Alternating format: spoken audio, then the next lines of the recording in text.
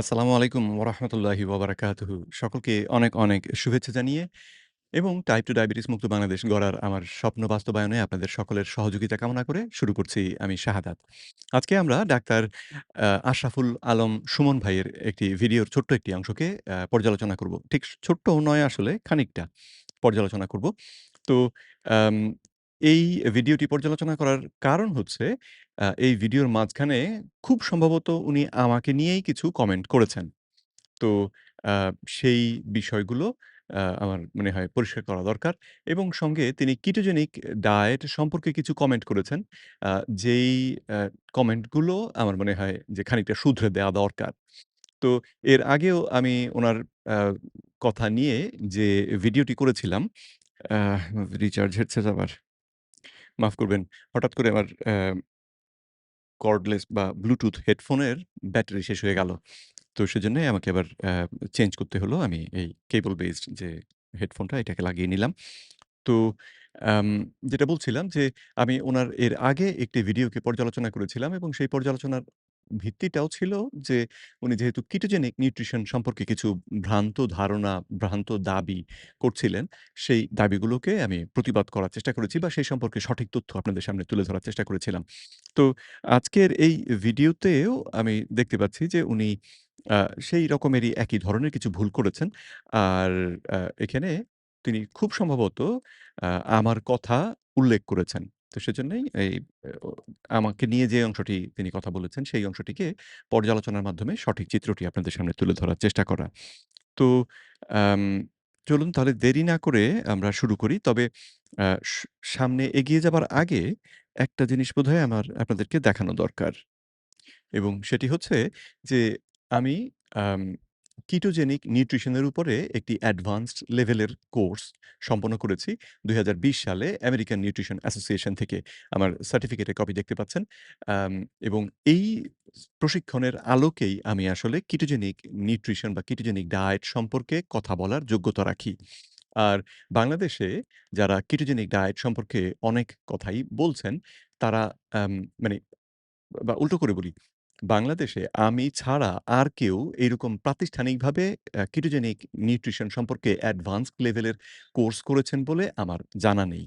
তো সেই অর্থে বা সেই দৃষ্টিকোণ থেকে বিচার করলে আমি আসলে এই বিষয়টি সম্পর্কে কথা বলার জন্যে উপযুক্ত ব্যক্তি এবং এই বিষয়ে যদি কেউ সঠিক ধারণা, বিজ্ঞানসম্মত সঠিক ধারণা পেতে চান, তাহলে আমার সঙ্গেই তার কথা বলা উচিত।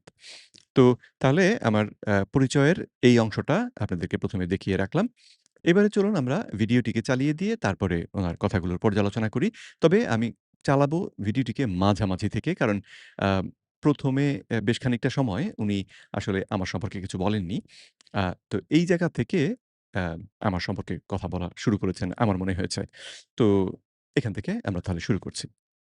আমরা আরো বেশি এভয়েড করি। আর ডাক্তার জাহাঙ্গীর কবির ভাইয়ের একজন নিউট্রিশনিস্ট সম্ভবত আছেন, উনি কিছু বিষয়ে একটু এক্সপ্লেইন করছেন আরকি, যে কিটো ডায়েট এটা হার্ট ফেইলিউর রোগীর ক্ষেত্রে কিরকম উপকারী, ডায়াবেটিসের ক্ষেত্রে কিরকম। যদি তো শুরুতেই বুঝলেন যে তিনি ডাক্তার জাহাঙ্গীর কবির ভাইয়ের একজন নিউট্রিশনিস্ট রয়েছে। এই অর্থে কথাটি বলেছেন এবং সেটা আমি সন্দেহ করছি আমার ব্যাপারেই বলছেন। তার কারণ হচ্ছে গিয়ে এর আগে যে ভিডিওটা আমি করেছিলাম সেখানে আ আমি উনার ভুলগুলোকে ধরিয়ে দিয়েছিলাম যেখানে তিনি আসলে ডাক্তার জাহাঙ্গীর কবির ভাইয়ের যে চিকিৎসা কৌশল সেটাকেই সমালোচনার চেষ্টা করেছিলেন। তাতে তিনি হয়তো ভেবেছেন আমি ডাক্তার জাহাঙ্গীর কবির ভাইয়ের আ নিউট্রিশনিস্ট।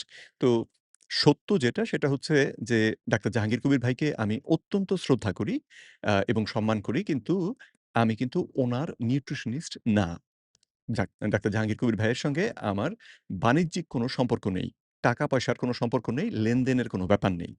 তো আ তিনি আমরা দুজনেই একই কলেজ থেকে পাশ করেছি। আদমজী ক্যান্টনমেন্ট কলেজ থেকে তিনিও পাশ করেছেন, আমিও পাশ করেছি এবং সেই আলোকে বা সেই দৃষ্টিকোণ থেকে বিচার করলে উনি আমার বড় ভাই। উনি আ আমি ১৯৯৩ সালে আদমজী ক্যান্টনমেন্ট কলেজে আম আ ইন্টারমিডিয়েট আ যে পড়া সেই কোর্সের জন্য ভর্তি হয়েছিলাম। এইচএসসি কোর্সের জন্য ভর্তি হয়েছিলাম। আর উনি ১৯৯২ সালে সেখান থেকে পাশ করে বেরিয়ে এসেছিলেন। তো ১৯৯৫ সালে আমি সেখান থেকে পাশ করে বেরিয়ে আসি। তো আম সেই আলোকে উনি আমার বড় ভাই। সুতরাং আমার সম্মান বা আমার শ্রদ্ধা উনি দাবি করতেই পারেন। সেটা গেল একটা। কিন্তু তার থেকেও বড় যে কারণে আমি উনাকে খুব শ্রদ্ধা করি এবং উনাকে রীতিমতো একজন সেলিব্রিটি হিসেবে দেখি, আমার জন্যে আমি একজন হিরো হিসেবে দেখি। তার কারণ হচ্ছে যে তিনি বাংলাদেশের মানুষের মধ্যে, বাংলা ভাষাভাষী মানুষের মধ্যে এই জীবনধারা পরিবর্তন এবং খাদ্য অভ্যাস পরিবর্তন, খাদ্য থেকে শর্করা বাদ দেওয়ার মাধ্যমে যে আসলে টাইপ 2 ডায়াবেটিস এবং এর সঙ্গে সম্পর্কিত অন্য যে নন কমিউনিকেবল ডিজিজ গুলো, এই অসুখগুলো থেকে মুক্তি পাওয়া যে সম্ভব, এই অসুখগুলোকে দেহের মধ্যে নিষ্ক্রিয় করে ফেলা যে সম্ভব, এই তথ্যটা উনি সবচেয়ে সফলভাবে সাধারণ মানুষের মধ্যে প্রচার করেছেন। এবং প্রচারটা আসলে এত উম ব্যাপকভাবে উনি করতে সক্ষম হয়েছেন, সফল হয়েছেন যে ফেসবুকেতেই সেদিন দেখলাম বোধহয় উনার ফলোয়ারের সংখ্যা হচ্ছে ১,৪০,০০,০০০। তো আম বাংলাদেশে ডায়াবেটিস নিয়ে কথা বলতে গেলে এখন যেকোনো লোক সাধারণভাবে বলা যায় যে তিনি ডাক্তার জাহাঙ্গীর কবিরের নামটা শুনেছেন। ডাক্তার জাহাঙ্গীর কবির যে খাদ্য অভ্যাস পরিবর্তনের মাধ্যমে, ব্যায়াম করার মাধ্যমে, সূর্যের আলো গায়ে লাগানোর মাধ্যমে সুস্থ জীবন ফিরে পাওয়া সম্ভব, এই ধারণাটি প্রচার করেছেন। এই ধারণাটি সাধারণ মানুষের মধ্যে তিনি তুলে দিয়েছেন। তো সেই আলোকে আমি উনাকে খুবই শ্রদ্ধা করি। আর সঙ্গে উনার এই ধারণাগুলো আমার শিক্ষা থেকে আমি জানি যে উনার এই কথাগুলো অনেকগুলোই আসলে অত্যন্ত বিজ্ঞানসম্মত কথা। ১০০ ভাগ আমি উনার সঙ্গে যে একমত তা নই। কিন্তু উনার কথাগুলোর অনেকগুলোই আসলে বিজ্ঞান নির্ভর কথা। তো সেই দৃষ্টিকোণ থেকে বিচার করলে আ আমি উনাকে একজন হিরো বলে মনে করি। এই ব্যাপারে কোনো সন্দেহ নেই। যদিও আমার সঙ্গে উনার আর্থিক লেনদেনের কোনো ব্যাপার নেই। তো আম তাহলে শুরুতে আমার এই পরিচয়টুকু দিয়ে রাখলাম। এবারে চলুন কেটোজেনিক ডায়েট সম্পর্কে আমাদের সুমন ভাই যে কথাগুলো বলছেন সেগুলোকে নিয়ে চিন্তা করি। তো উনি আম আচ্ছা উনার কথা শুনি খানিকটা তাহলেই বুঝতে হয়তো সুবিধে হবে।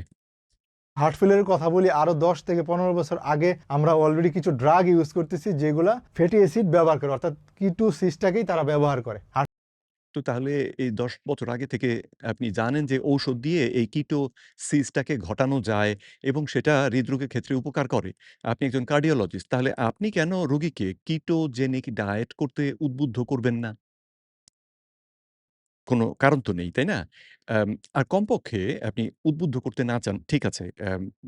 গাইডলাইন এ নেই তাই করবেন না, ভালো কথা। কিন্তু কমপক্ষে এই ডায়েটটা সম্পর্কে শিখতে কেন আগ্রহ নেই? আপনি কেন ১০ বছর আগে থেকে এই কথাটা জানার পরেও শিখলেন না?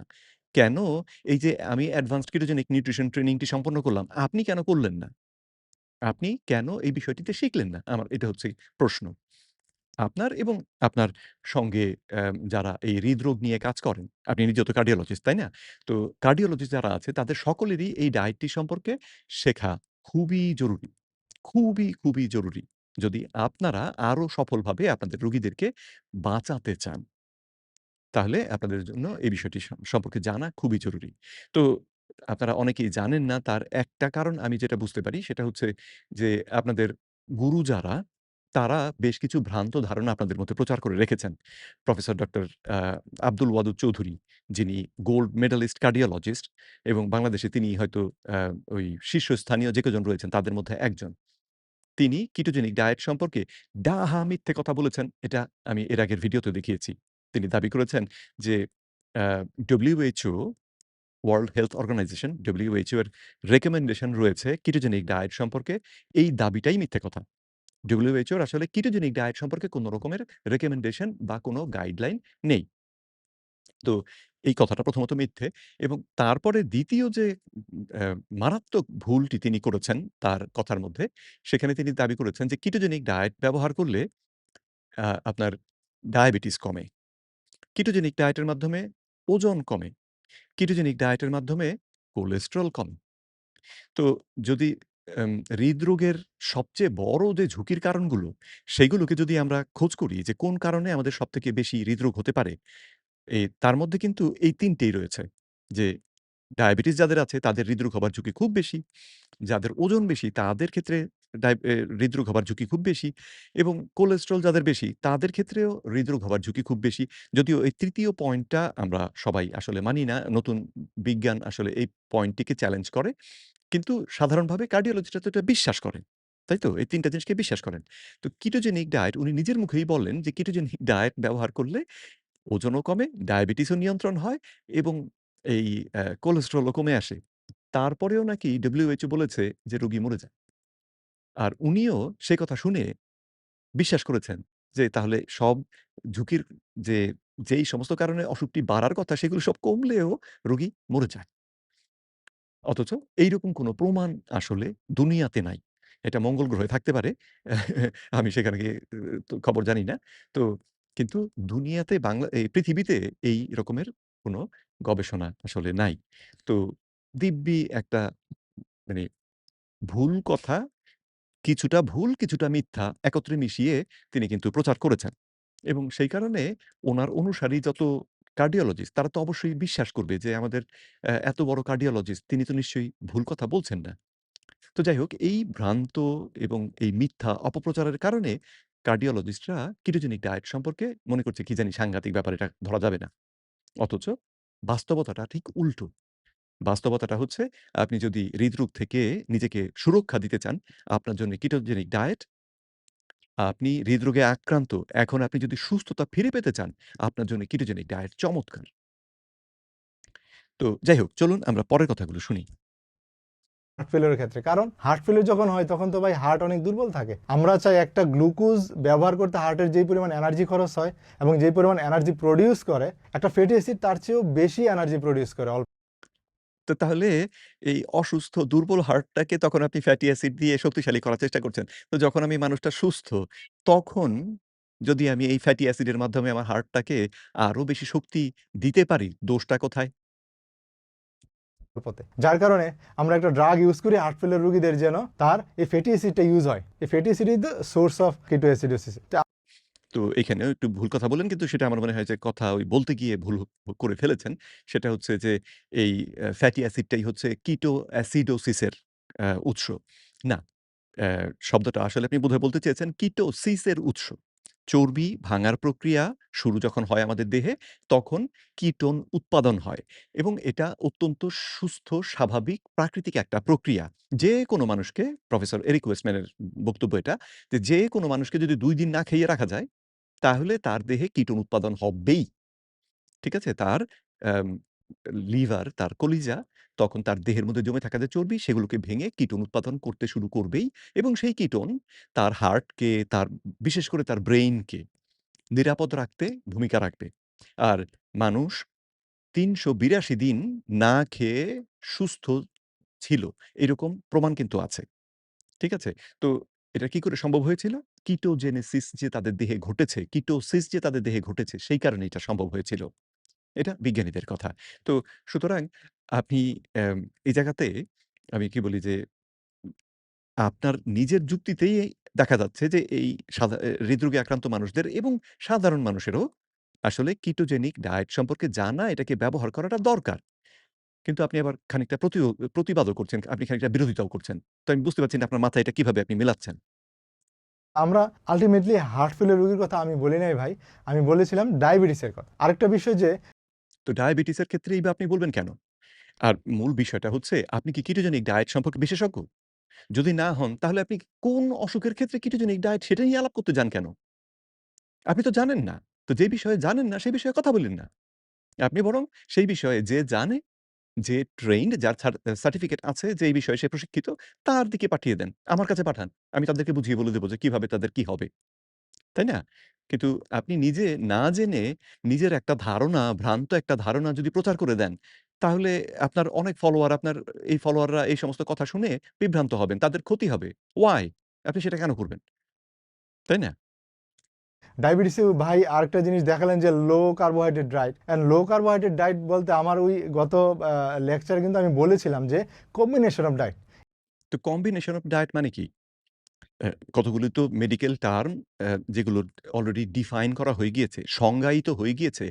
আপনি সেই সংজ্ঞায়িত একটা টার্মকে, একটা শব্দকে অন্য সংজ্ঞায় তো ব্যবহার করতে পারবেন না। আমি বললাম বাঘ মানে হচ্ছে গরু। বাঘ কথাটা আমি এখন গরুর জন্য ব্যবহার করি।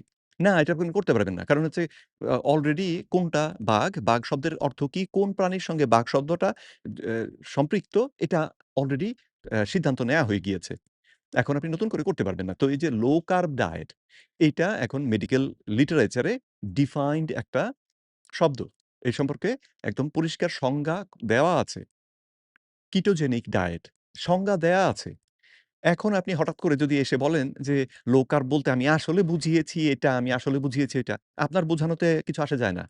আপনি যদি এই টার্ম ব্যবহার করেন তাহলে এই টার্মটা যেই অর্থে ব্যবহার করতে বিজ্ঞানীরা সম্মত হয়েছেন সেই অর্থে ব্যবহার করতে হবে। নয়তো আপনি আসলে আ মানে পানি ঘোলা করছেন। না বুঝে করছেন কিন্তু তারপরেও ঘোলা তো করছেন। এই কম্বিনেশন অফ ডায়েট বলতে আমি লো কার্বোহাইড্রেট বা ফ্যাট এই কম্বিনেশনটাকেই বুঝিয়েছি। সেখানে তো লো কার্বোহাইড্রেট বা ফ্যাট এই কম্বিনেশনটা কে বুঝিয়েছেন? এটা আপনার আগের ভিডিওটাতে শুনেও আমি এই কম্বিনেশনের ব্যাপার তো পরিষ্কার বুঝিনি। ১ নম্বর আর ২ নম্বর হচ্ছে যে এই কম্বিনেশনের মধ্যে কি সমস্যাটা কোথায়? শুধুমাত্র ফ্যাটটাকে গুরুত্ব না দেওয়ার জন্য আমি একটু অনুরোধ করেছি। কেন করবেন? শুধুমাত্র ফ্যাটটাকে গুরুত্ব না দিতে আপনি অনুরোধ করবেন কেন? দেখুন এইটাও বিজ্ঞানীরা গবেষণা অলরেডি করে শেষ করে ফেলেছেন। সেটি হচ্ছে মানুষের খাদ্য অভ্যাসে প্রোটিনের পরিমাণটা আমরা মোটামুটি একই রকম রাখি। মানে এটা আমরা বুঝে যে রাখি তা না। কিন্তু যেকোনো খাদ্য অভ্যাসেই, যেকোনো ডায়েটের কথা যদি চিন্তা করি, তাহলে দেখা যায় সেই ডায়েটের মধ্যে প্রোটিন কে কতটা খাচ্ছে সেটা গিয়ে একই রকমের হয়। ঠিক আছে? কিন্তু পার্থক্যটা হয় যে কতটা শর্করা খাবো অথবা কতটা চর্বি খাবো। এইখানে গিয়ে ভীষণ পার্থক্য হয়। তো লো কার্ব ডায়েটে আমরা শর্করাটাকে কমিয়ে আনবো। দৈনিক যদি কিটোজেনিক ডায়েট করতে হয় তাহলে দৈনিক ২০ গ্রামের বেশি শর্করা খাওয়া যাবে না। ঠিক আছে? আ সুস্থ মানুষ বা যারা নতুন ডায়াবেটিস আক্রান্ত, প্রি-ডায়াবেটিস আক্রান্ত অথবা ইনসুলিন রেজিস্ট্যান্স এ আক্রান্ত তাদের ক্ষেত্রে তারা আরো একটু বেশি খেলেও পার পেয়ে যান। কিন্তু যদি নিশ্চিতভাবে কারো দেহে কিটোসিস ঘটাতে হয়, তাহলে তাকে দৈনিক ২০ গ্রামের বেশি শর্করা খাওয়া অনুমোদিত না। তো এইরকম ডায়েট যদি কেউ করে দৈনিক ২০ গ্রাম শর্করা সর্বোচ্চ সে খায়, তাহলে তার এই ডায়েটটাকে তখন বলা হবে কিটোজেনিক ডায়েট। আর লো কার্বোহাইড্রেট ডায়েট হবে যদি সে দৈনিক ১৩০ গ্রামের থেকে কম কার্বোহাইড্রেট খায়। তখন সেটাকে বলা হবে লো কার্বোহাইড্রেট ডায়েট। ঠিক আছে? তো অ্যা এই যে ডায়াবেটিসের ক্ষেত্রে আমরা যদি সীমিত শর্করা ভিত্তিক এই খাদ্য অভ্যাস আ করি, ব্যবহার করি, তাহলে হচ্ছে কি আমরা এইটাকে কার্বোহাইড্রেটটাকে কমিয়ে দিয়ে এদিকে ফ্যাটটাকে বাড়াচ্ছি। এবং একটাকে বাদ দিলে আমাদের দেহের যে ক্যালোরির চাহিদা, সেটা পূরণ করার জন্যে অন্যটাকে বাড়ানো ছাড়া পথ নাই। ঠিক আছে? আমি যদি কার্বোহাইড্রেট কমাই তাহলে আমাকে এখানে ফ্যাটের পরিমাণ বাড়াতেই হবে। এবং আ বিজ্ঞানীরা যেটা গবেষণায় দেখেছেন এবং প্রাকৃতিকভাবেও যেটা আমরা দেখতে পাই সেটা হচ্ছে প্রোটিন এবং ফ্যাট প্রাকৃতিকভাবেই সবসময় একত্রে আসে।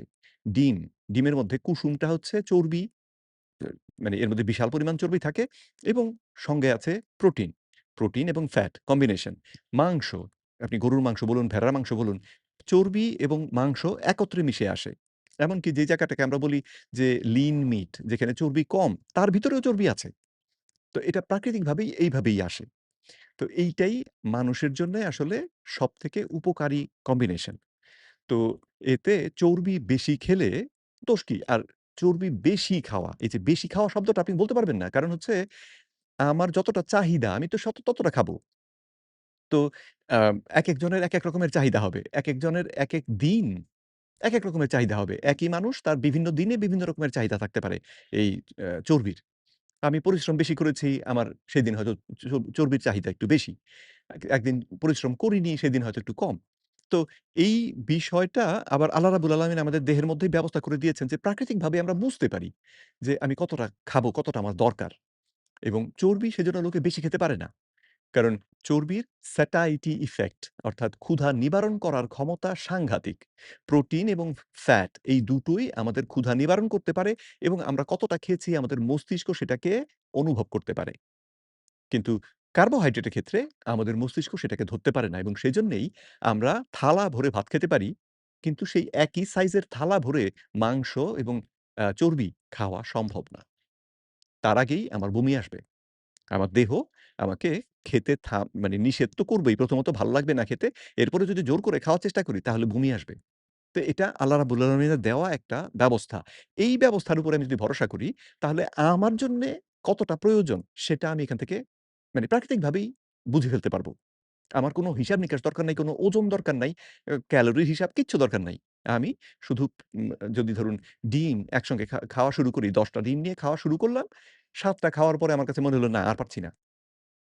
সেইটাই হচ্ছে সঠিক সংকেত যে আমার আর প্রয়োজন নেই। ঠিক আছে? তো উদাহরণ হিসেবে ৭ টা কথা বললাম। কারো ক্ষেত্রে আরো বেশি লাগতে পারে। আ তো এইভাবে করে বিষয়টাকে আমাদের দেখতে হবে। যাই হোক, অনেক কথা বললাম। চলুন এবার আবার একটু সামনে এগোই। পেলাম। আর ডায়াবেটিস রোগীদের ক্ষেত্রে ভাই টাইপ 2 তে যদি আপনি কিটু ডায়েট ইউজ করেন সেটা খুব সতর্কতার সহিত ইউজ করা উচিত। আর টাইপ 2 ডায়াবেটিক রোগীর ক্ষেত্রে কি যে কারো ক্ষেত্রেই ডায়েট আপনি যদি পরিবর্তন করেন সতর্কতার সঙ্গেই করা দরকার। এ ব্যাপারে তো কারো কোনো দ্বিমত নেই। কিন্তু টাইপ 2 ডায়াবেটিক রোগী যিনি ইনসুলিন নিচ্ছেন না, SGLT2 ইনহিবিটর জাতীয় ঔষধ খাচ্ছেন না অথবা আম ওই যে আরেকটা টাইপ আছে যেটাকে কি বলি আমরা?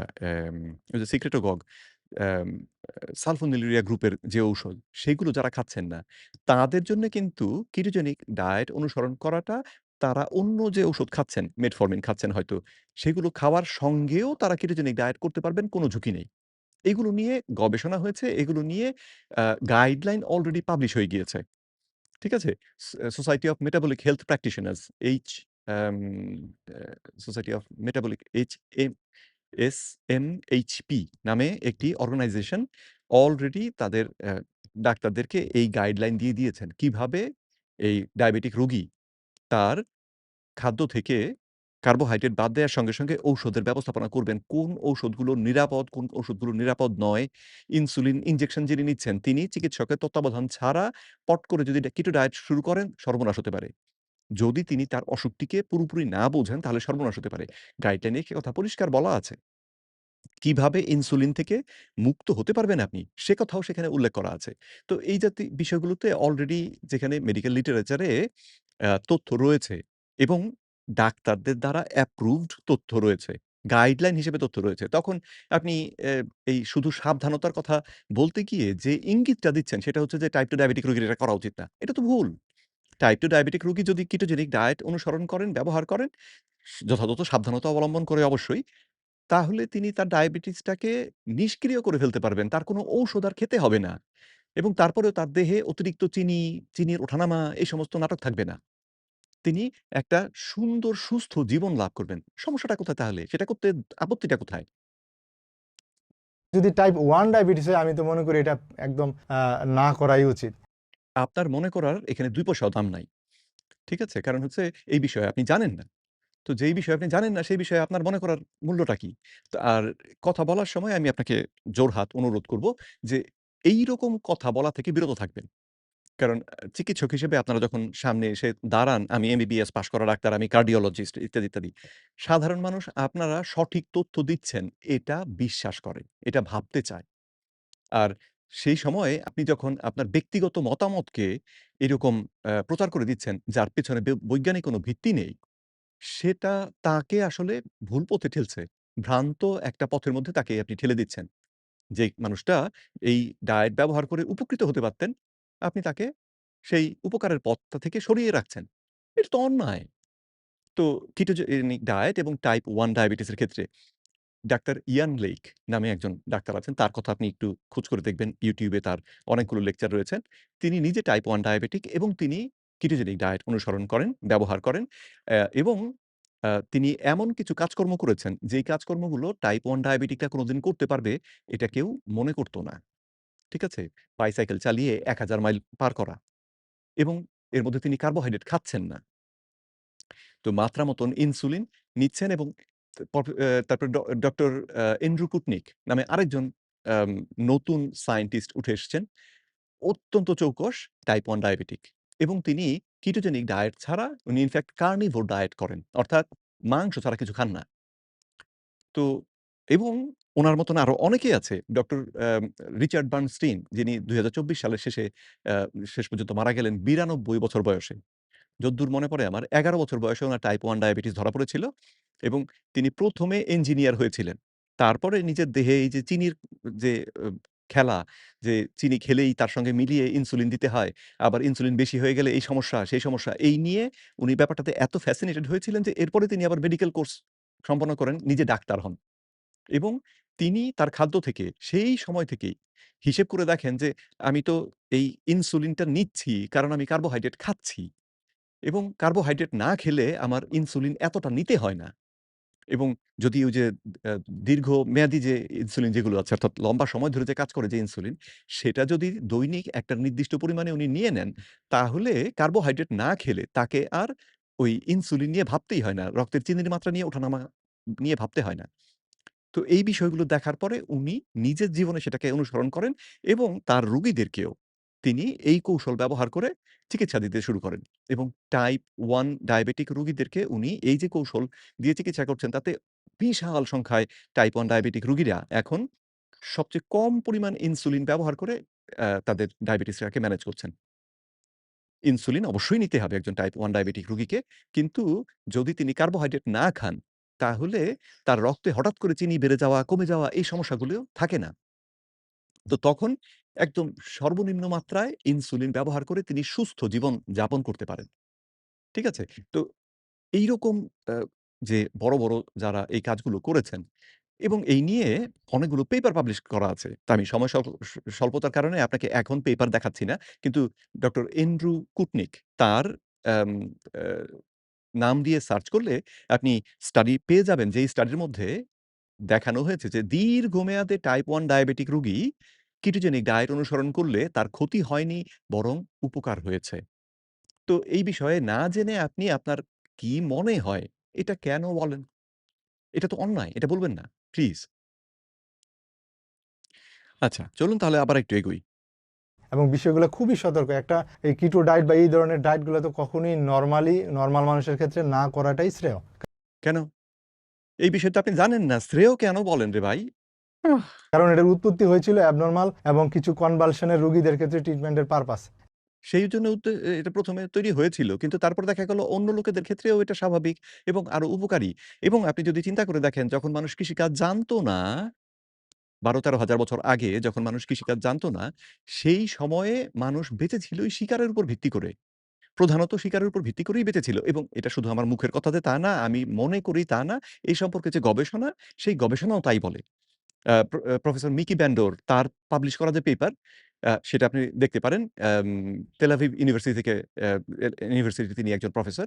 তো উনি এবং উনার কলিগরা মিলে যে পেপার পাবলিশ করেছেন তাতে তারা পরিষ্কার দেখিয়েছেন বিভিন্ন অ্যা কি যেন প্রায় ১৫ টি বিভিন্ন দিক থেকে বিবেচনা করে তারা দেখিয়েছেন যে মানুষ আসলে এই কৃষিকাজ শেখার আগে মাংসাশী ছিল এবং চর্বিওয়ালা মাংস তারা সবসময় পছন্দ করত। সেজন্যে মেগাফানো তারপরে এই যে হাতির মতন যে বড় প্রাণীগুলো ছিল, এইগুলোকে মেরে মানুষ খেয়ে শেষ করে ফেলেছে। কারণ এগুলোর মধ্যে চর্বি ছিল বেশি। ওদিকে খরগোশ পেলে মানুষ শিকারও করত না খরগোশকে। কারণ খরগোশের গায়ে চর্বি নেই। তো এবং এই বিষয়ে ডক্টর স্টিভ কুনেন নামে আরেকজন প্রফেসর আছেন কানাডার আ একটা ইউনিভার্সিটির। তিনিও একই কথা বলেছেন যে, "চর্বিটা খেতে পেয়েছি বলেই, চর্বিটা মানুষের দেহে জমা থাকে বলেই মানুষ আসলে এই এত বুদ্ধিমান হয়েছে এবং আ সৃষ্টির শ্রেষ্ঠ জীব হিসেবে আমরা তো প্রকৃতিতে সেটা দেখতে পাই। তাই না? আল্লাহ রাব্বুল আলামিন আমাদেরকে সেই ঘোষণা দিয়ে দিয়েছেন কোরআনে সেটা ধর্মীয় কথা। যদি সেটাকে বাদও দেই, তারপরেও আমরা যদি বিচার করি তাহলে দেখতে পাই প্রকৃতিতে আমরা মানুষ আসলে সবচেয়ে বুদ্ধিমান, সবচেয়ে অ্যা কৌশলী ইত্যাদি। তো এটা সম্ভব হয়েছে মাংস এবং চর্বি খাওয়ার কারণে। তো যেই মানবদেহটা এই মানে হা প্রায় ২০ লক্ষ বছর ধরে এইরকম চর্বি এবং মাংস ভিত্তিক জীবন ধারণ করেছে, সেটা হঠাৎ করে এসে মাংস খেলে, চর্বি খেলে অ্যা এ তার সর্বনাশ হয়ে যাবে। এটা বিশ্বাস করেন কেন? এটা ভাবেন কেন? এবং মানুষকে জানানো হয়েছিল তখন কিটো ডায়েটের উপকারিতাগুলো। আমি জাহাঙ্গীর ভাইকে এটাই বলতে চাই যে ভাই লাইফস্টাইলগুলো কর্পোরেট অর্গানিকের মধ্যে না রেখে সবার জন্য যতটুকু উন্মুক্ত করা যায় সেটাই লাখ মানুষের জন্য উপকারের একটা বিষয় হবে। এটা এই দাবি তো আপনি করছেন কিন্তু এই দায়িত্ব তো জাহাঙ্গীর কবির ভাইয়ের না। আর জাহাঙ্গীর কবির ভাইয়ের যে কৌশলটা আপনি যদি দেখেন, বিনা পয়সায় উনি রোগীর ডাক্তারদের সঙ্গে রোগীর যে কথোপকথন বা বিনা পয়সায় ডাক্তার দেখানোর ব্যবস্থা উনি তো দিয়েছেন। আপনাদের কাছে গেলে আপনারা তো ফ্রিতে দেখেন না। আপনারা তো পয়সা নিয়ে দেখেন, তাই না? আর উনার কাছে গেলে উনার যে ডাক্তার যারা অ্যাপয়েন্টেড তারা পয়সা ছাড়া রোগীদের চিকিৎসা দিচ্ছে। রোগীদের পরীক্ষা-নিরীক্ষা যা কিছু করার কথা বলছে। হ্যাঁ, তারপরে উনার মডেলটা হচ্ছে যে তারপরে যারা পরীক্ষা-নিরীক্ষা করা দরকার, তারা যদি তার প্রতিষ্ঠান থেকে পরীক্ষা-নিরীক্ষা করে তাহলে সেখান থেকে কিছু ইনকাম জেনারেট হবে। এবং সঙ্গে এই যে বিভিন্ন সাপ্লিমেন্টের যে প্রোডাক্ট গুলো এইগুলো সাধারণভাবেই মানুষ নিজেরা এই অনেকগুলো জিনিসের কথা বিশ্বাস করে যে এটা ভালো, এটা উপকারী। তো এই জিনিসগুলো উনি যদি না বেচতেন অন্য কারো কাছ থেকে কিনে খেত। তো উনি ভালো মানের জিনিস এনে বিক্রি করছেন এবং সেখান থেকে যে ইনকাম জেনারেট হচ্ছে সেই ইনকাম দিয়ে যেই ডাক্তাররা বিনা পয়সায় রোগীদের চিকিৎসা দিচ্ছে তাদের বেতন দিচ্ছেন। তো এইটা হচ্ছে উনার বিজনেস মডেল। তো সেইখানে উনি তো তখন এই বিজনেস মডেলটাকে টিকিয়ে রাখার চেষ্টা করবেনই। তো তাহলে উনাকে অনুরোধ করা যে আপনি এই চলেন এ হাত এ এই আপনি আপনার ব্যবসা গুটায়ে ফেলেন। আপনি সবাইকে সেবা দিবেন, খুব ভালো কথা সেবা দেন। কিন্তু কোনো কিছু বিক্রি করতে পারবেন না। ফাইজলামি? এটা ফাইজলামি? আচ্ছা ভালো কথা। এখন আপনার এই মডেলটা পছন্দ না। ভালো কথা আপনি তাহলে এই মডেলটার যে এ প্রয়োজনীয়তা সেটা সম্পর্কে সাধারণ মানুষকে করুন, স জানান। আমি তো আমার ভিডিওতে পরিষ্কার বলি যে ডাক্তার জাহাঙ্গীর কবির ভাইয়ের যে সাপ্লিমেন্ট যেগুলো, এইগুলো ব্যবহার করলে আপনি কিছু উপকার হয়তো পেতে পারেন। কিন্তু এইগুলো না হলে আপনি যে উপকার পাবেন না, আপনি কিটো ডায়েট করতে পারবেন না, আপনার ক্ষতি হবে। না, এরকম তো না। আর উনি নিজেও কখনো এই কথা বলেন না। আপনার পকেটে পয়সা নাই, ভালো কথা। ওই সাপ্লিমেন্ট আপনাকে কিনতে হবে না। এবং আমার লেকচারগুলোতে যদি আপনারা দেখেন, আমার ভিডিওগুলোতে যদি দেখেন, তাহলে দেখবেন আমি বিভিন্ন অত্যন্ত আম কি বলে যে, এই বিষয়ে যারা বিশেষজ্ঞ, তাদের মতামত থেকে দেখিয়েছি, এই যে চিয়া সিড, এই যে ব্লাক রাইস, এইগুলো আমাদের খেতেই হবে তা তো নয়ই এবং সঙ্গে এগুলো খেলে ভীষণ উপকার হয় তাও নয়। ঠিক আছে? তো উম আপনি তাহলে এই তথ্যটা, এই যে জিনিসটা আসলে প্রয়োজন নেই, এই তথ্যটাকে প্রচার করুন। তারপরে রোগী যদি তারপরেও মনে করে যে, "না, তারপরে আমি খাবো।" ভালো কথা, রোগীর দায়িত্ব সেটা। কিন্তু আপনি উম উনি উনার মতন করে বুদ্ধি করে একটা ব্যবসা মডেল দাঁড় করিয়েছেন এবং সেই ব্যবসার মাধ্যমে তিনি মানুষকে সেবা দিচ্ছেন। বিনা পয়সায় সকালবেলায় উঠে এই যে লাইভ করে এই মানুষকে বোঝানোর চেষ্টা করছেন। আর আপনি এসে বলছেন, "ভাই আপনি তাহলে আপনার ব্যবসাটা বন্ধ করে দিন।" ফাইজলামি আরকি। আজব কারবার। আমাদের চাওয়া আপনার পজিটিভ কাজগুলোকে আমরা অ্যাপ্রিসিয়েট করি, কিন্তু যেগুলো মেডিকেলের সাথে মিলবে না এই কাজগুলো আপনি বেশি হায়ারলি না বলে, আমার মনে হয় মেডিকেল যে বিষয়গুলো অলরেডি ডেভেলপ হয়ে গেছে এগুলাকে আপনি ওভারকাম করে আপনার মধ্যে অ্যাডজাস্ট করলে আমার মনে হয় মানুষ আরো বেশি উপকৃত হবে। এটা এটা আপনার মনে হয় এবং এই মনে হওয়ার কোনো যৌক্তিক কারণ নাই। ব্যাপারটা হচ্ছে আপনি যখন কথা বলবেন তখন সেটাকে অবশ্যই বিজ্ঞানের ভিত্তিতে কথা বলবেন। শুধু মনে হইল আর বলে ফেললাম, না তাহলে মানে এটা আমি করতে পারি। আমি অশিক্ষিত মানুষ, আমি করতে পারি। আপনি ডাক্তার, আপনার দায়িত্ব আছে। আপনি যখন কথা বলবেন কথার ওজন আছে। সুতরাং আপনাকে হিসেব করে কথা বলতে হবে। তো আপনার এই যে মেডিকেল সিস্টেম যেটাতে ডেভেলপ করা আছে, সেই সিস্টেমটা ওনার সিস্টেমের তুলনায় তো সেটা ভালো না। আপনার সিস্টেম দিয়ে রোগী তো সারে না। উনি এই রোগীদেরকে খাদ্য অভ্যাসে পরিবর্তন, ব্যায়াম করা, এটা সেটা বিভিন্ন কথা বলে তারা তো সেরে যাচ্ছে। আর না সারলে ১ জন, ২ জন, ১০ জন না হয় এই ধরুন ঘুষ দিয়ে তাদেরকে নিয়ে উনার পক্ষে কথা বলানো যায়। লাখ, লাখ মানুষ উনার পক্ষে কথা বলছে। এটা এমনিতে সম্ভব হয়নি। এই মানুষগুলো আসলে উপকৃত হচ্ছে এবং বিজ্ঞানও সেটা সাপোর্ট করে। উনি যেই ফ্রেমওয়ার্কটা ব্যবহার করছেন, কিটোজেনিক ডায়েটে সেটা নয়। কিন্তু কার্বোহাইড্রেট খাওয়া কমিয়ে দিলেই মানুষের ভীষণভাবে উপকার হয় এবং সেইভাবেই মানুষ উপকৃত হচ্ছে। এটা বিজ্ঞানসম্মত কথা। তো তাহলে কেন আপনার এই যে গাইডলাইন, আপনার যেটা মেডিকেলে যেটা এস্টাবলিশড সেটাকে আমার মানতে হবে? যেখানে এটা পরীক্ষিত যে আপনারটাতে কাজ হয় না। তো কেন মানতে যাব সেটা? আমার ব্যক্তিগত মতামত। তারপর জাহাঙ্গীর কবির ভাইয়ের যে নিউট্রিশনিস্ট আছেন ভাই কিছু বিষয় খুব খুব সহজে খারিজ করে দিলেন, সেটা হলো যে গাইডলাইনের বিষয়গুলো। আমরা যে ট্রিটমেন্ট করি তা তো গাইডলাইনকে ফলো করি। ভাই একদম এক কথায় গাইডলাইনকে খারিজ করে দিলেন যে গাইডলাইন ঠিক কিনা। আসলে ভাই এই গাইডলাইনগুলো তো বছর কি বছর ধরে অনেক পরিশ্রমের কারণে মানুষের উপর অনেক বেশি স্টাডি করে এগুলো ডেভেলপ করা হয়েছে। কিন্তু সেই গাইডলাইন অনুসরণ করে লোক ভালো হচ্ছে না এবং মানে বাংলাদেশে যে টাইপ 2 বাংলাদেশে ডায়াবেটিস ম্যানেজমেন্টের জন্য যে গাইডলাইন ২০২৩ সালে যেটা প্রকাশ করা হয়েছে, যদি আপনি সেটা দেখেন মানে বাজে কথা দিয়ে ভরা। বিজ্ঞান বিরোধী কথা দিয়ে ভরা। তো এখন গাইডলাইন তো ধীরে, ধীরে ডেভেলপ করেছে। কত বছর ধরে সময় লেগেছে। কত বড়, বড় প্রফেসররা এতে অংশ নিয়েছেন। তাতে কি ঘোড়ার ডিম এসে গেল? আল্টিমেটলি জিনিসটা কি কাজ করে কিনা? মূল প্রশ্ন তো হচ্ছে সেটা। এই গাইডলাইন অনুসরণ করলে রোগী ডায়াবেটিস মুক্ত হবে তো দূরে থাক। বরং আরো ডায়াবেটিসের আরো এ বেড়ে যাবে। কবরের দিকে হেঁটে যাবে। তো তাহলে আমি সেটাকে মানব কেন? সেই গাইডলাইন আপনি মানেন কেন? গাইডলাইন আপনার সামনে দেয়া হয়েছে, বহু বছরের পরিশ্রম বুঝতে পারছি। কিন্তু গাইডলাইনের প্রতিটা দাবির পেছনে বৈজ্ঞানিক ভিত্তি থাকতে হবে। আপনাকে সেটা যাচাই করতে হবে যে এই বৈজ্ঞানিক অ্যা যুক্তিগুলো, এই গবেষণাগুলো আসলে সঠিকভাবে পর্যালোচনা করা হয়েছে। ইনসুলিন হরমোন টাইপ 2 ডায়াবেটিক রোগীদেরকে ইনজেকশন আকারে দেয়া হচ্ছে এবং গাইডলাইনে বলা হচ্ছে এইটাই এখন পর্যন্ত শ্রেষ্ঠ চিকিৎসা। ফাইজলামি! যেখানে রোগীর দেহে ইনসুলিনের মাত্রা থাকে স্বাভাবিক থেকে অনেক বেশি। যেখানে তার ইনসুলিনটাকে কমাতে হবে সেইটাই দরকার। অথচ সেটা তো করছেনই না। বরং দাবি করছেন যে এইটাই শ্রেষ্ঠ চিকিৎসা। এটা তাহলে মানবেন কেন? এই গাইডলাইন মানবেন কেন? গাইডলাইন যদি আপনি ব্যবহার করে দেখেন যে রোগীর আসলে উপকার হয়, রোগী আসলে অসুখমুক্ত হয়, সুস্থ হয়, সেই গাইডলাইন নিয়ে তো আমার কোনো আপত্তি নাই। সেই গাইডলাইন আসলে আপনিও আমি দুজনে মিলেই একত্রে অনুসরণ করব। কিন্তু আপনার হাতে যে গাইডলাইনটা আছে সেটাতে আমি দেখতে পাচ্ছি রোগীর ক্ষতি হচ্ছে। তারপরেও আপনি বলবেন এই গাইডলাইন তো আমি ছাড়বও না। মামার বাড়ির আবদার। ছাড়বেন না ভালো কথা। আপনার নিজের জীবনে আপনি এপ্লাই করেন। আপনার যা মনে চায় গাইডলাইন অনুসরণ করে সেটা ফলো করেন। আরেকজন রোগীকে চিকিৎসা করতে গিয়ে আপনি এটা করতে পারেন না। আমার ওস্তাদরা বলে দিয়েছে এটা করলেই ভালো হবে। কিন্তু আপনি দেখতে পাচ্ছেন রোগী ভালো হচ্ছে না। তারপরেও সেটা ধরে বসে আছেন। এটা কেমন কারবার? এই বিষয়গুলোকে আপনি এভাবে খারিজ করাটা বোধহয় ঠিক হয়নি। আর জাহাঙ্গীর না। ভাইয়ের পক্ষে আরেকজন খুব অনুরোধ করেছেন এই বিষয়টাতে কথা বলার জন্য। উনি কিছু ছবিও পাঠিয়েছেন আমাকে। উনি বলেছেন অবশ্যই যেন কথা বলি। পজিটিভলি উনি বিষয়টাকে বোঝাচ্ছেন আরকি। কিন্তু আমি দেখলাম ওই ছবিতে একজন ব্যক্তি যার বয়স হবে ৩০ এর মধ্যে এবং ওইখানে লেখা যে উনি ২ মাসের মধ্যে ২৮ কেজি ওজন কমিয়েছে এবং ওনারা খুব বিষয়টাকে অ্যাপ্রিশিয়েট করতেছে।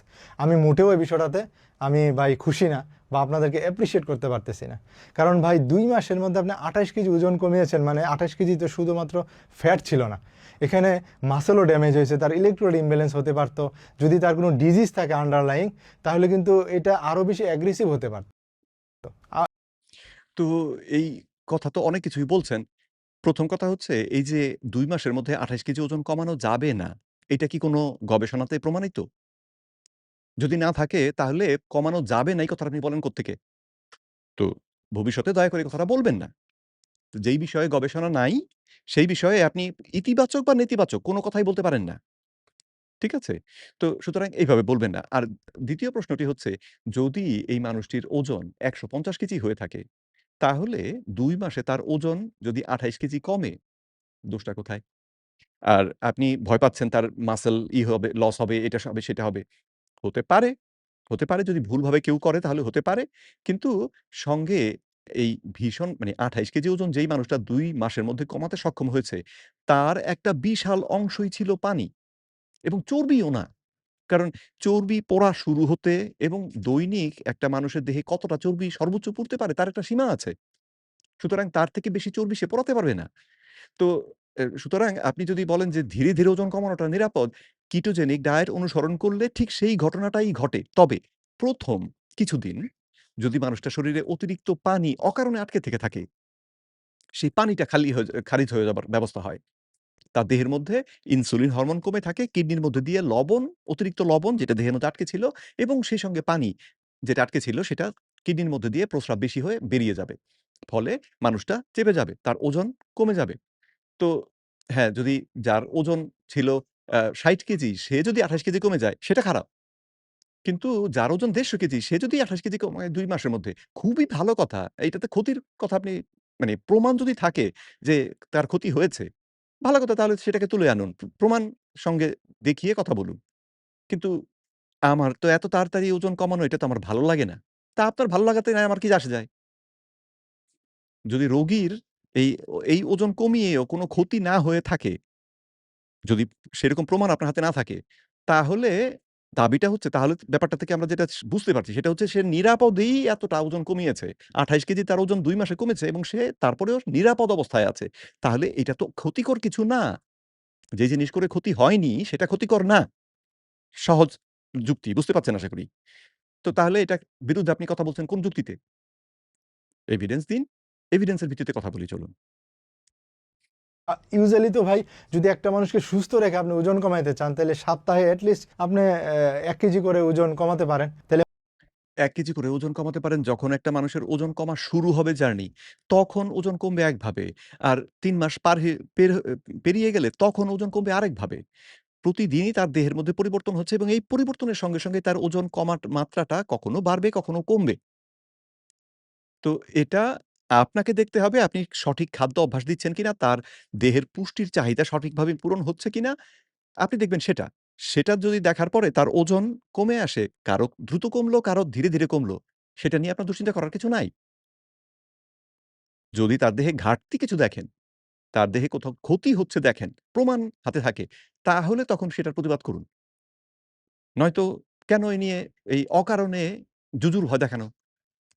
মাসে ৪ কেজি বা ৫ কেজি পর্যন্ত কমাতে পারেন, যদি একটা সুস্থতার মধ্যে দিয়ে কমাইতে চান। এখন অনেক কিছু বোঝা যাবে না, কারণ যার ছবিটা ভাই পাঠাইছে এটা তো বয়স ৩০ বছরের নিচে, তার অনেক কিছু ড্যামেজ হলেও কিন্তু এটা এখন বোঝা যাবে না ভাই। এটা আবার কেমন কথা বললেন? ড্যামেজ হলেও বোঝা যাবে না? তো মানে যদি ড্যামেজ হওয়ার ভয় করি, তাহলে দেহের মধ্যে আমাদের কিছু লক্ষণ তো প্রকাশ পাবে। আর আপনি বলেন যে, "না, লিভারের ক্ষতি হয়েছে, লক্ষণ প্রকাশ পায়নি।" ভালো কথা। আমরা যদি আল্ট্রাসাউন্ড এর মাধ্যমে বা অন্য কোনো প্রক্রিয়া ব্যবহার করি, রক্ত পরীক্ষায় যদি ALT, AST দেখি, ক্ষতি হলে তো ধরা পড়বে। একেবারে কিছুই ধরা পড়ল না, অথচ দেহের ভিতরে সর্বনাশ হয়ে গেল। এবং সর্বনাশ নিয়ে সে ২০ বছর দিব্যি বেঁচে গেল। তারপরে গিয়ে ধরা পড়ল।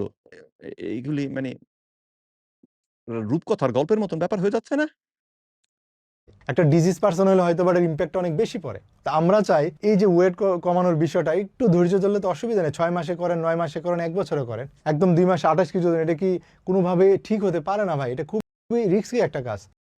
এটা তো আপনার ধারণা। আর ব্যাপার হচ্ছে যে, যেই লোকটা এই ওজনটা কমাতে সক্ষম হয়েছে, সে কি বিশেষ কোনো জাদুর মাধ্যমে এটা কমিয়েছে? না। সে খাদ্য থেকে কার্বোহাইড্রেট বাদ দিয়েছে। প্রাকৃতিকভাবে তার ইনসুলিন কমেছে। তার ওজন অতিরিক্ত যেগুলো আটকে ছিল, সেগুলো দেহ থেকে বেরিয়ে গিয়েছে। আর তার যদি বেসলাইন ওজন, শুরুতে যদি ওজনটা হয়ে থাকে ১২০ কেজি, ১৩০ কেজি, ১৫০ কেজি, তাহলে এই ২৮ কেজি ওজন কমা তো আসলে বড় কোনো ফ্যাক্টর না। তাই না? তো এই ২ মাসের মধ্যে তার ওজন, সে তার খাদ্য অভ্যাস ঠিক মতন করল। আর ওজনটা নিজে, নিজে কমে গেল। আপনি তারও বিরুদ্ধে। আরে কি যন্ত্রণা! তো মানে আমাকে নিশ্চিত করতে হবে আমার যেন ওজন সপ্তাহে এই ১ কেজির বেশি না কমে। কেন? কোথায়? কোন স্টাডিতে পেয়েছেন যে এর থেকে কমলে আ ক্ষতি হবে? আর সঙ্গে এই যে, যে কৌশলটা ব্যবহার করা হচ্ছে, খাদ্য থেকে কার্বোহাইড্রেট বাদ দেওয়ার যে কৌশল ব্যবহার করা হচ্ছে, এই কৌশল ব্যবহার করলেই ওজন মানে এই কৌশল ব্যবহার করে ওজন কমালে আমার দেহের ক্ষতি হয়। প্রমাণ আছে। এই কৌশল ব্যবহারের সঙ্গে লোকেরা ব্যায়াম করলে তাদের ওজন কমে এবং সেটা ক্ষতিকর। প্রমাণ আছে। যদি প্রমাণ না থাকে এই কথা বলবেন না। তাতে মাসল অ্যাট্রোফি হবে, কার্ডিয়াক মাসল পর্যন্ত অ্যাট্রোফি হতে পারে। পারে তো এমনকি অনেক কিছুই। ইলেক্ট্রোলার পারে তো অনেক কিছুই। কিন্তু হয় কি? প্রশ্ন হচ্ছে সেটা। বাস্তবে আসলে হয় কি? যদি এই মানুষটাকে আপনি পরীক্ষা করে দেখেন, নতুন যারা ডাক্তার জাহাঙ্গীর কবিরের কাছে আসছেন এরকম ১৫০ কেজি ওজনের, আপনি সেখানে গিয়ে ডাক্তার জাহাঙ্গীর কবির ভাইয়ের সঙ্গে কথা বলেন। বলে তার কাছ থেকে পারমিশন নিয়ে করে রাখেন যে পরবর্তী এরকম মোটা মানুষ যদি আপনার কাছে আসে, তাহলে তার তথ্য আমার সঙ্গে শেয়ার করবেন। আমরা এটা নিয়ে একটা গবেষণা করব। এইরকম ৫০ জন রোগীর এই ওজন কতটা দ্রুত কমলো এবং তাতে তাদের আর কোনো ক্ষতি হলো কিনা সেটা নিয়ে একটা স্টাডি করব। করুন। You are most welcome.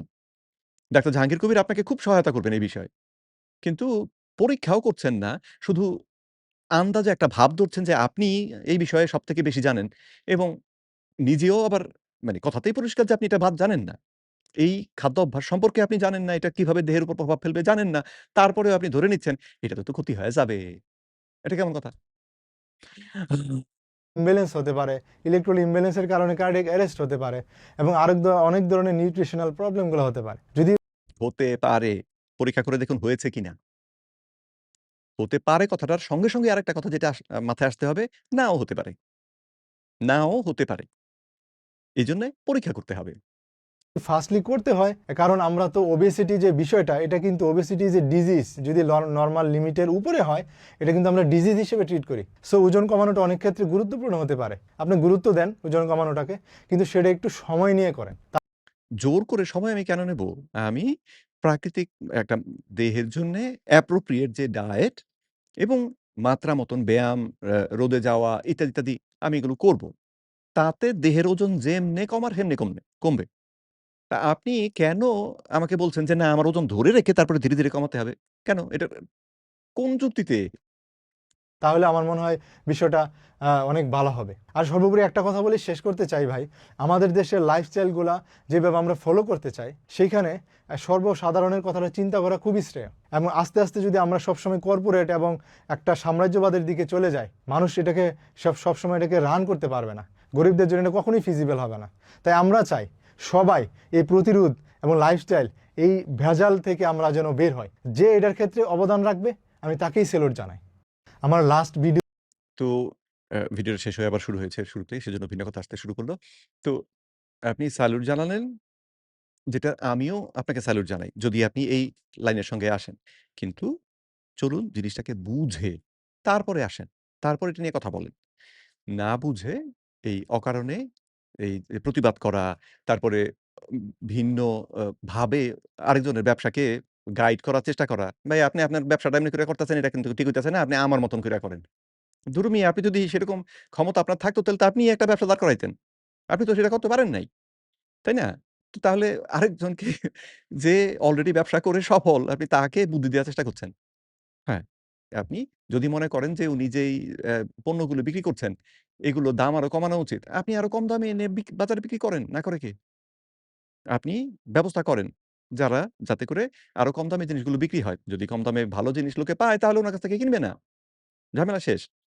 সঙ্গে আরেকটাও করতে পারেন। সেটা হচ্ছে যে এই জিনিসগুলো আসলে দেহের জন্যে, আমাদের খাদ্য অভ্যাসের জন্য, জীবনধারার জন্য কতটা গুরুত্বপূর্ণ সেই বিষয়ে বৈজ্ঞানিক তথ্য তুলে এনে সাধারণ মানুষের সামনে তুলে ধরতে পারেন। আমি তো তাই করি। ডাক্তার জাহাঙ্গীর কবির ভাইকে আমি অত্যন্ত শ্রদ্ধা করি। উনার এই প্রচেষ্টাকে আমি অত্যন্ত সাধুবাদ জানাই। কিন্তু উনি যে পণ্যগুলো সাধারণ মানুষের সামনে কাছে দিচ্ছেন, সাধারণ মানুষ যেগুলোকে অত্যন্ত উপকারী মনে করে নিচ্ছে, তার সবগুলো আসলে দরকার নেই। এই কথাও কিন্তু আমি পরিষ্কার বলি। বিজ্ঞান কমপক্ষে আমাদেরকে বলছে না যে এগুলো না হলে চলবে না। সেই কথা আমি পরিষ্কার এভাবে বলি। আপনারাও বলতে শুরু করুন। তাহলে সাধারণ মানুষ বুঝবে কোনটা দরকার, কোনটা কম দরকার, কোনটা না হলেও চলে। তো যেটা না হলেও চলে সেটা তারা কিনবে না। না কিনলেই ডিমান্ড কমে যাবে। তাহলে সেই জিনিসের ব্যবসা আস্তে, আস্তে নিজেই থেকেই নাই হয়ে যাবে। সেই জিনিসের ব্যবসা কেউ করবে না। যদি লাভ না হয় তাহলে তো ব্যবসা কেউ করে না। তাই না? তো ওই প্রক্রিয়াটা আপনারা করুন। কিন্তু এই যে অ্যা মানে মাকে মামাবাড়ি চেনানোর মতন চেষ্টা, এটা বোকামি। এটা একেবারে বোকামি। আরেকজনকে আপনি জোর করে পথ পরিবর্তন করাতে পারবেন না। আপনি যেটা করতে পারেন সেটা হচ্ছে আপনি নিজে নতুন করে পথ তৈরি করে মানুষকে দেখান এবং তারপর যদি ভালো লাগে মানুষ এসে আপনার সঙ্গে যোগ দেবে। আপনার ফলোয়ার হয়ে যাবে এই ২ কোটি। তখন তারা আপনার কথা অনুযায়ী চলে সুস্থ জীবন লাভ করবে। সে চেষ্টা করুন। তো যাই হোক আমি আর করব না। আম ভিডিওটিকে লম্বা করব না। কারণ কথা বলতে গিয়ে আসলে অনেক লম্বা হয়ে গেল।